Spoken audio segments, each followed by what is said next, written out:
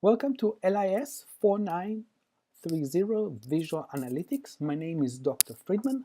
To those who already took my classes, welcome back. To the newcomers, welcome.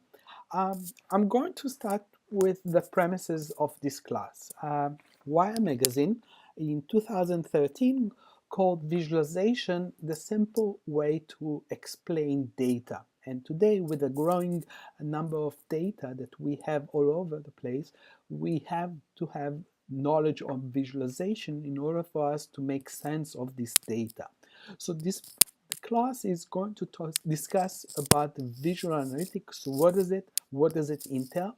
And what can we do with that? Before I will go into what is visual analytics, I would like to go over the syllabus to make sure that it is transparent and everyone understand the syllabus and what the outline of the class. Okay, so I assign 3 textbooks. 2 of them are real textbook and 1 of them is online class that you can download and read. But the first textbook is Stephen Few, which title Now You See It, a simple analytic technique for quantitative analysis. Um, and it is a really good book because first of all, it goes over different techniques of analysis and how can we produce better visualization out of it. And I think it's a good, easy book to read, but it gives you the framework of our class. The second textbook is titled Visualize This, the flowing data guide to design visualization and statistics. The guy that wrote this book is part of RStudio, and we will learn about RStudio. RStudio is under open source R, and I will talk about that later on. And so he uses open source R or RStudio in order to visualize or to design the visualization based on data. The last textbook in this class is an open textbook.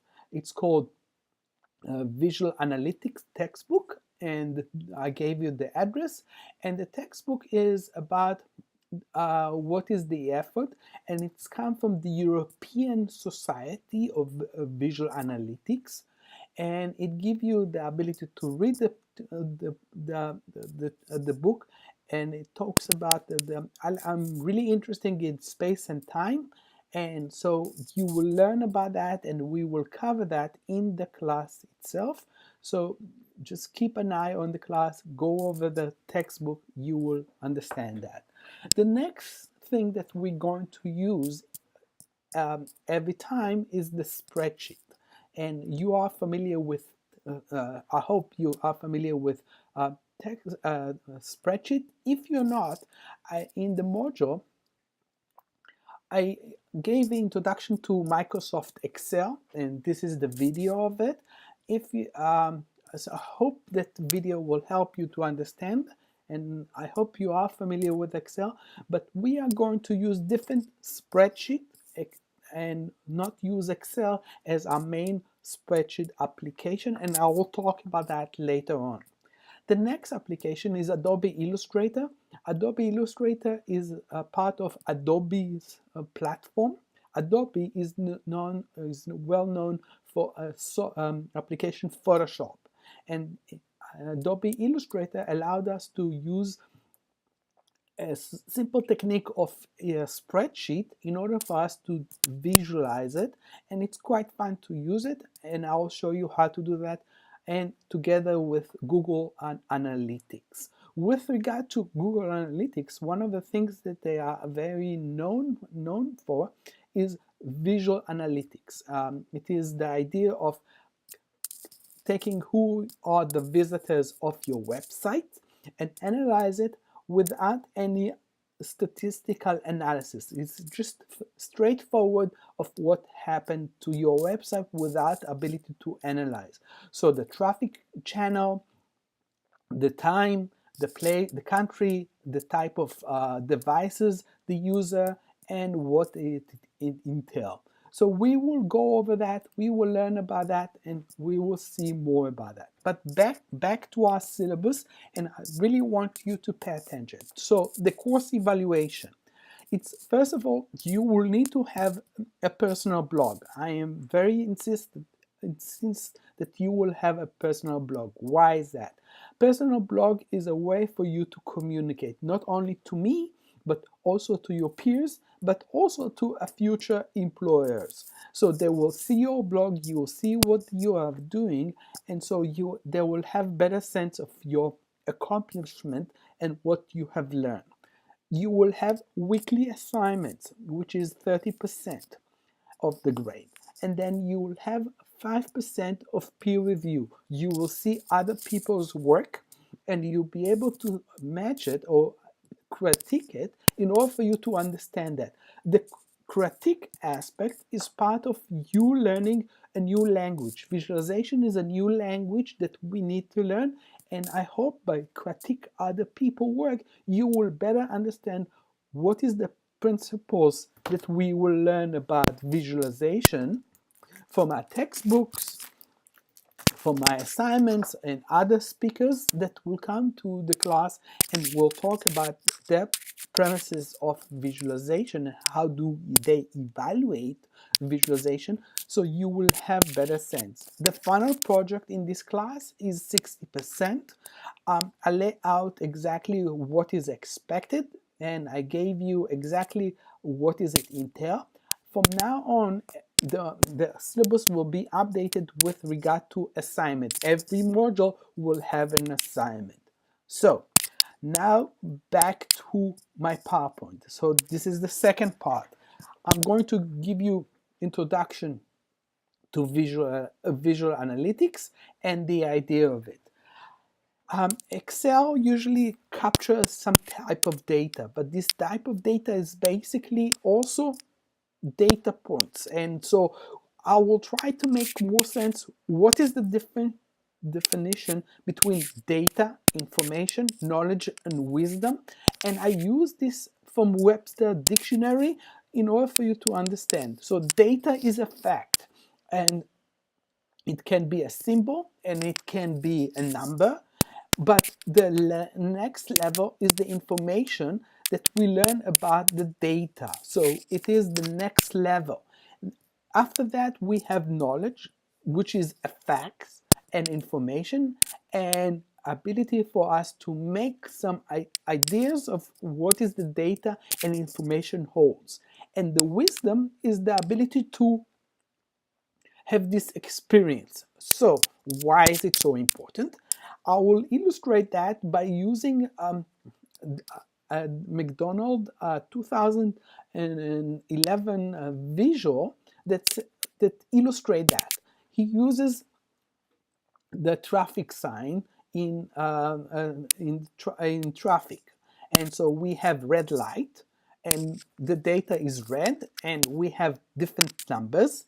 We have the information, which is the meaning of the colored red, which is we are coming to a cross streets, and so there will be a traffic light, and so red represents something. There is a meaning behind this data, and the knowledge is the context in this idea is that the traffic light I'm driving towards has turned red, and so the knowledge or the wisdom that I need to apply it is to better stop the car if I don't want to get into an accident. And so this is where I take that and I'll try to make more sense. So what is data? What is it? Data is a value assigned to a thing. And so what does it really mean? According to Wikipedia, it is a concept referred to the fact that some information or knowledge is represented or coded in some form.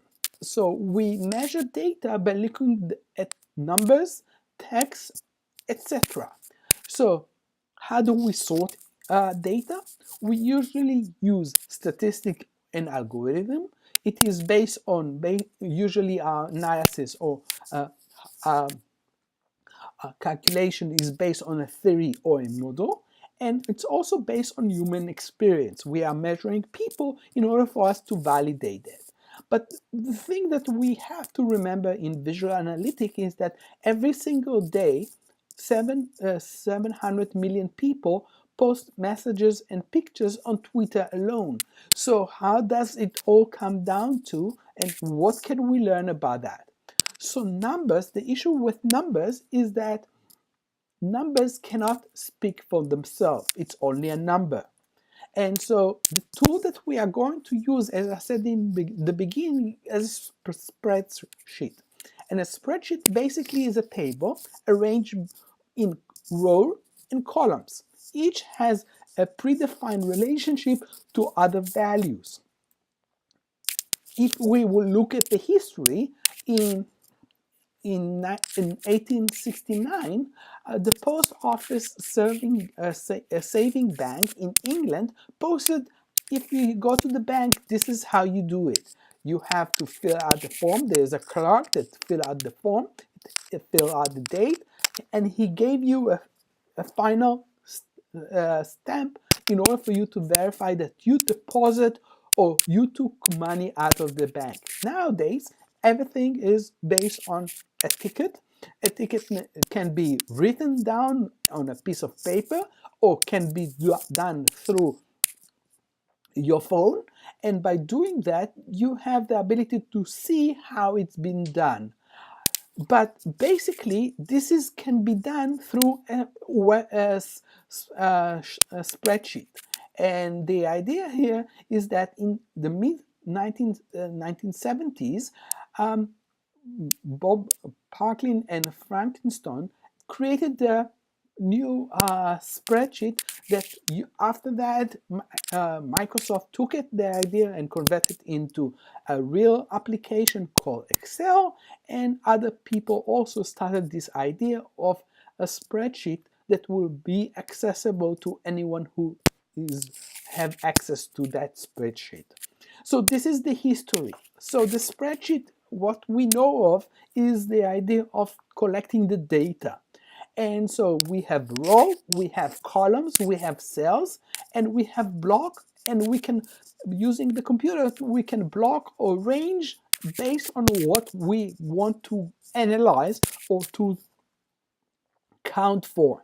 And we also, the computer allowed us to have labels, values, and formula to make it much more interactive, much more facilitate in order for us to do the calculation we want to achieve. So how big is the spreadsheet? Again, depends on your monitor, depends on your type of Microsoft Excel you have.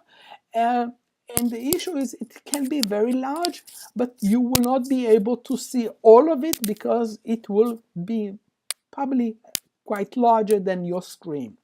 So what is the Microsoft Excel provide us? Ability to have a title, have a menu, have a screen tips, and have a lot of things that are easy to do and are quite natural if you know how to do that.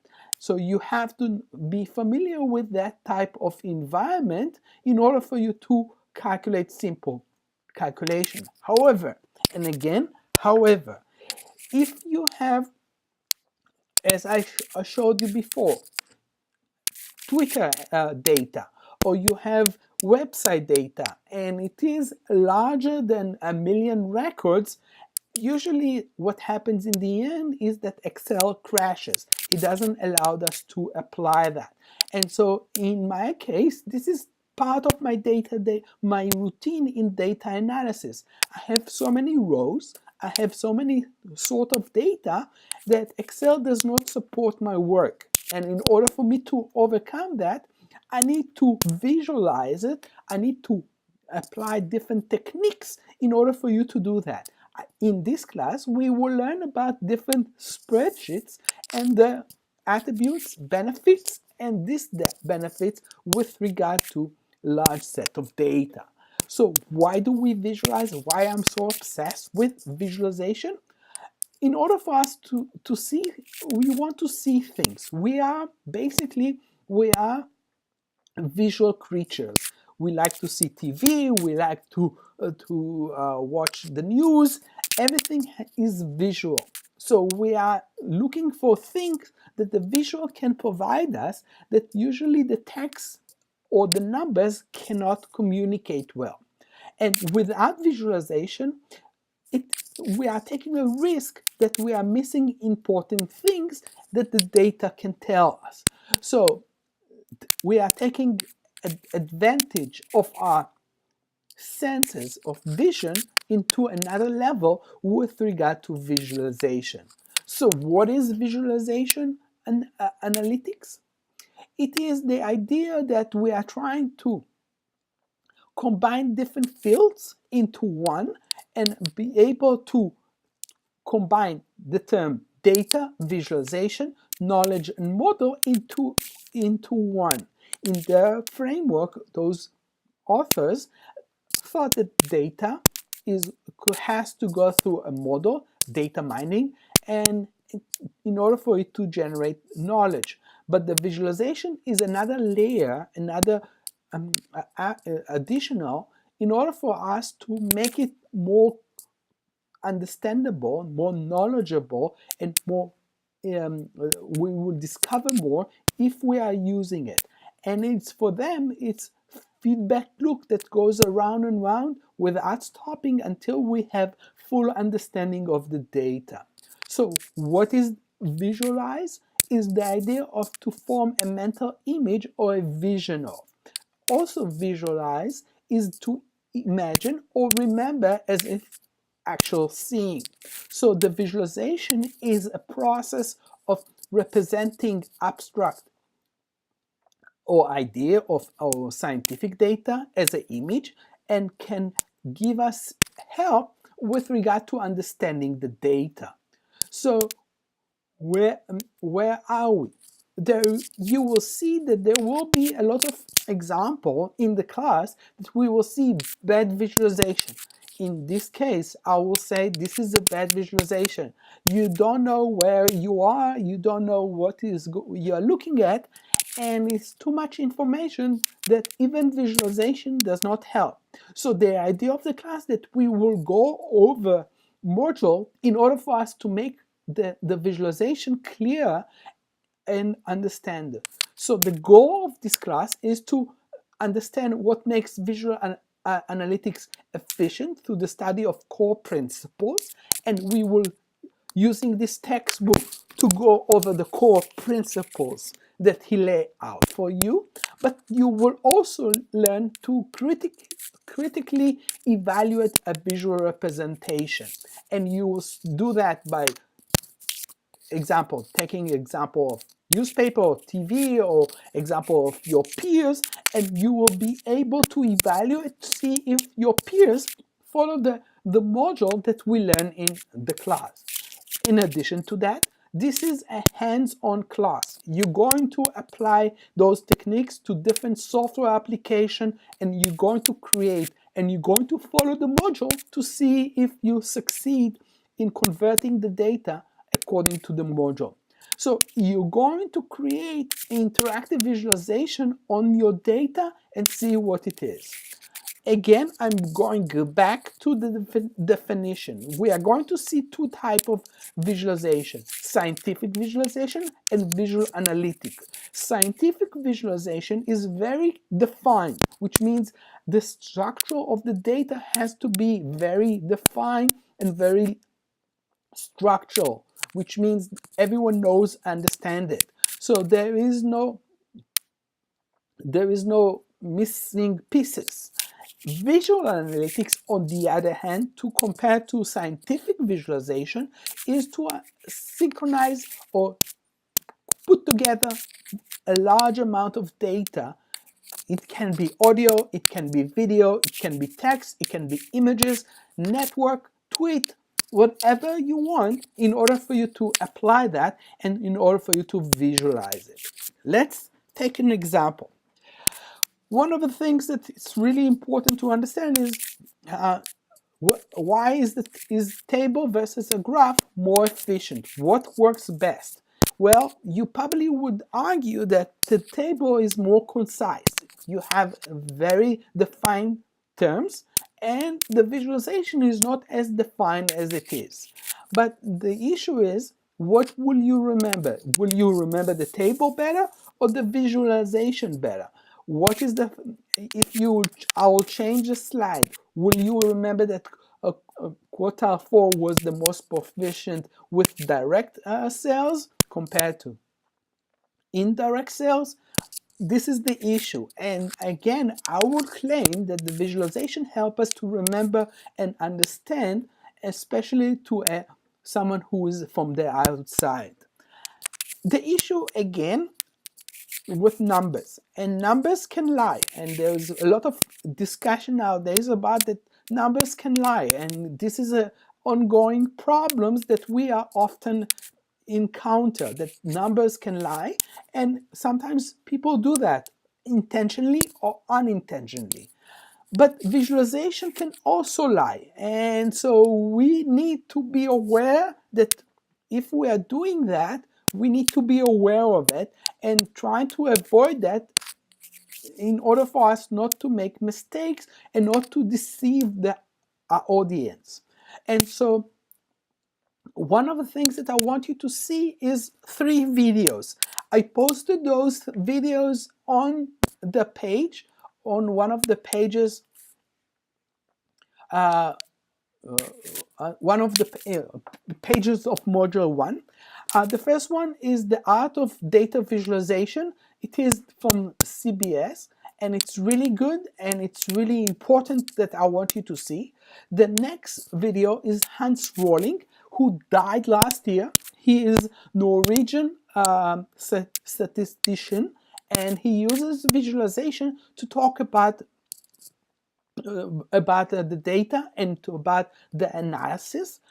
And the last one is Handley Wicken, and he is the creator of ggplot2, and he is one of the most important people in the last 10 years. The Time magazine also did an article about him, and he is also a good friend of mine, but this is not the issue. The issue is, what does he bring into the table with regard to visualization? So it must be, I gave a link to this page on the module on Canvas. So we're going to cover a lot of different software application, from Google Fusion Table, where we're going to learn how to create a map based on data and then edit Adobe Illustrator to make this map more accessible or more understandable. We're going to see Tableau, which is a popular software application that uses the idea of a platform, and see what it provides us and what it allowed us. And then we're going to see Plotly, which is alternative to Tableau. Why is it alternative? It is online, so you will need to create an account with Plotly and be able to see the code and run the code in order for you to do that.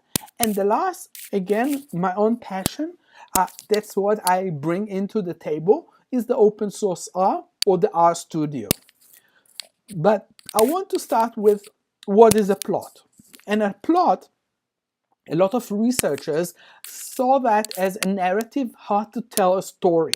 So according to researchers, there is the beginning, there is the raising action, the climax, but after the climax, there is always falling, and then the resolution or the end of the story. So in this case, what they see here is a story or a narrative that we want to tell in order for us to understand what it is. And so we have a climax, we go to the highest point, and we come down out of it in order for us to tell a story. So the plot is organized by sequences, and by doing that, we will learn also about the sequences in the data in order for us to make better plots, in order for us to make it more visual for everyone to understand. So the first stage is the beginning, where we will learn about the story or the setting of the story, and we will learn how to set it up. We will also learn how to build it up and see the sequence, or to represent the sequence, and then we will see the climate, what is the climate in this sense, and how we going to see the fall of the clients in stage number 4, and then the fade out, where we going to see how people fade out. Okay, so this is the idea of putting everything in the context of storytelling and visualization. And again, you will see a lot of my terminology with regard to how to tell a story. And visualization is also telling a story. So your job is basically to learn how to tell a story and to tell a story in visualization. One of the things that I really like is Plotly, and I'll show you how to do that. It's really easy platform and it's really fun. So you will learn about Plotly, but the main subject and main issue is the R. What is R? And to those newcomers, this is my speech that I give all my students about R. To some people, according to the New York Times in 2009, that says that data analyst captured by R power. And so what is R? The idea is that we are in our community are very keen about open source, which means that for us, the whole idea is that everything has to be open to everyone, and be able to share this information and what we've done to others in order for them to give us their point of view and maybe help us to make our work better. So the Project R started in 1976 at Bell Labs, and in during that time they assigned one person, John Chambers, to run the ASP program. He called that the ASP program. However, Bell Lab was sold and never recovered from its losses, and so in 1995, two people from New Zealand, two professors from New Zealand, Ross Eka and Robert Gelman, came up with the idea that instead of taking the developing everything from scratch, they took the S language and converted to R, but the framework was that it was free for everyone to use. So what's unique about R is the ability to produce visualization. So R consists of environment. You will see that in under RStudio. But what is in this environment? What I'm talking about environment, I'm talking about open. What does it entail? In order for us to produce our work, we use packages that individuals created. And so, example, I created my own packages. And so people can download the package, install into the R, and run the analysis based on the package I did.